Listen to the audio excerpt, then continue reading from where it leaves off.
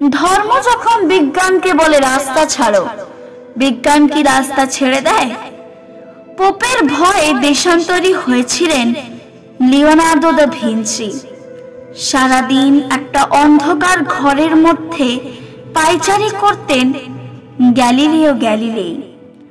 তাকে পাহারা দেবার জন্য বসে থাকতো একজন ধর্মের পেয়াদা, যার চোখের পাতা বাতাসেও নড়ত না। বিজ্ঞান কি তখন থেমেছিল? তীর্থের পান্ডাদের হই হই, তাদের লাল চোখ কি পেরেছিল পৃথিবীকে বেঞ্চের ওপর দাঁড় করিয়ে সূর্যকে তার চারদিকে ওঠবোস করাতে?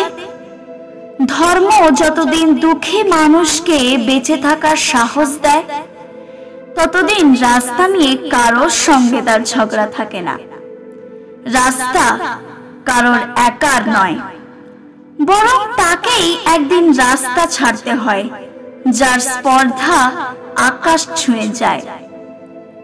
বিজ্ঞান যখন প্রেমের গান ভুলে ভাড়াটে জল্লাদের পোশাক গায়ে চাপায়, আর রাজনীতির বাদশারা পয়সা দিয়ে তার ইজ্জত কিনে নেয়, আর তার গলা থেকেও ধর্মের ষাঁড়েদের মতোই কর্কশ আদেশ শোনা যায়, রাস্তা ছাড়ো, নইলে।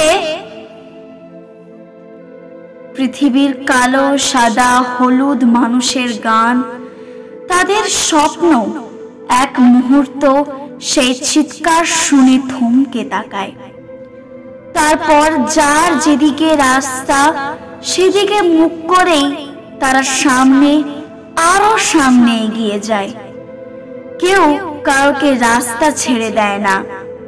যতদিন এই পৃথিবীতে গান থাকে, গানের মানুষ থাকে, স্বপ্ন থাকে,